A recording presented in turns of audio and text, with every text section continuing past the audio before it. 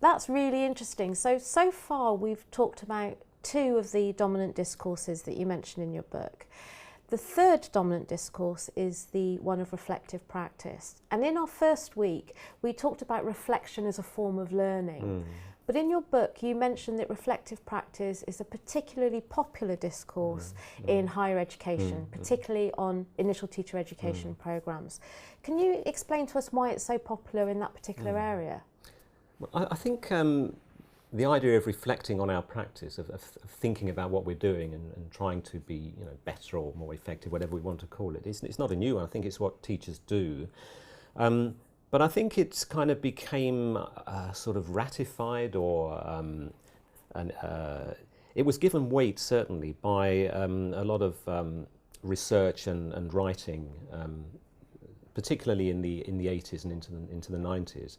So I think it became sort of more formalized in a sense, and there was suddenly a weight of literature supporting the idea, and also encouraging people, teachers and teacher educators, to think more about, well, we talk about reflecting on our practice, but what do we mean by it?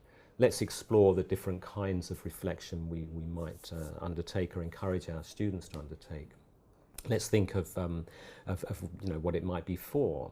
What are the parameters within which we want to reflect? How do we get better at doing it? So I think it's always been something that teachers and teacher educators have believed in, but it became popularized, if you like, through research and academic writing. The writing of people like Casch, for example, is often cited, but there are many others. So really, I think that's how it started.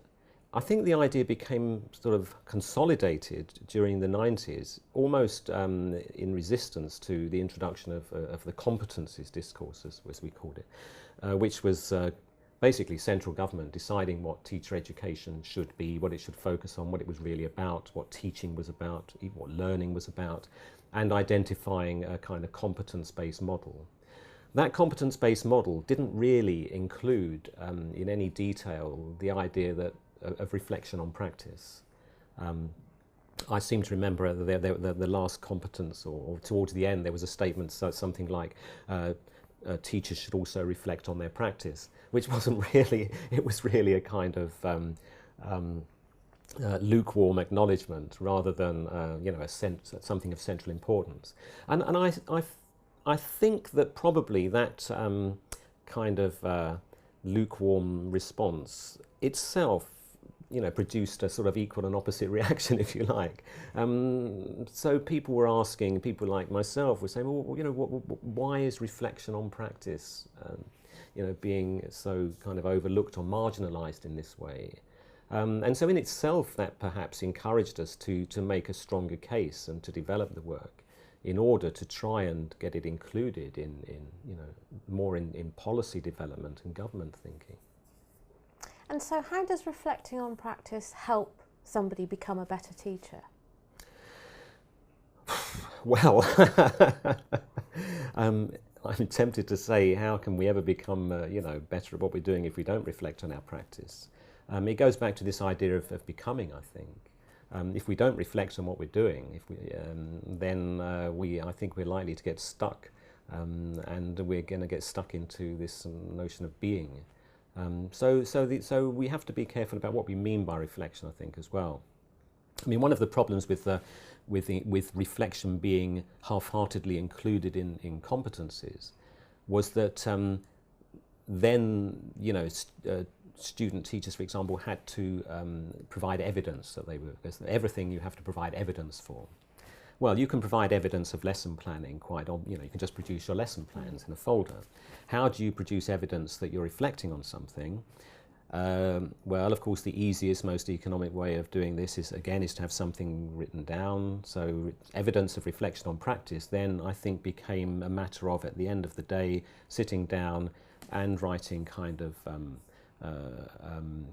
evaluations of your lessons. That was evidence of reflective practice. but of course it's not really. That's not really what we mean. It becomes, I've described it as ritualistic. It doesn't necessarily, it becomes a job that you have to do.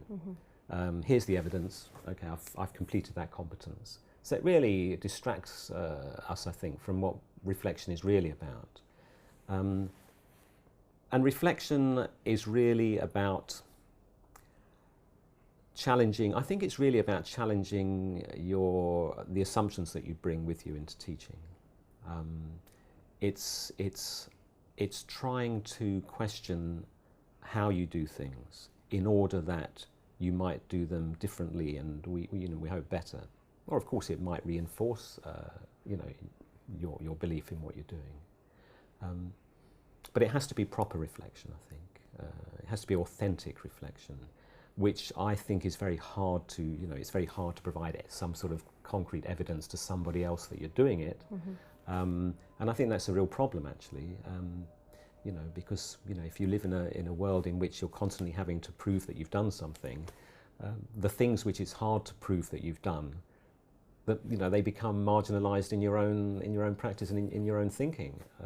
So I think it's become quite hard, actually, to persuade a lot of teachers that reflection on practice is important and that it's something they need to keep on doing. Teachers often talk about time as well, about yeah, the time yeah, for reflection, yeah. and evaluation, as you describe it, the bottom of a lesson Yeah, plan, yeah. is quite a quick and easy thing to do. Yes, yeah. Whereas the kind of reflection that you're talking about takes a lot more time. It does, although, to be honest, anyone who's ever interviewed, teachers or beginning teachers about this knows that teachers have a habit, really, which some of their partners probably don't approve of not being able to switch off. So that it's not that they, at the end of the day, they go away and stop thinking about their teaching. They do think about it all the time. So in a sense, that the timing, of course it takes time to think about it, but I think that happens anyway. And I think what we need to do is try and encourage people to use the time more productively. There's a difference, I think, between going away. Well, there's a difference, for example, in going away feeling really wretched, beating yourself up and sort of running through all sorts of plans about how you're going to try and make things better the next morning.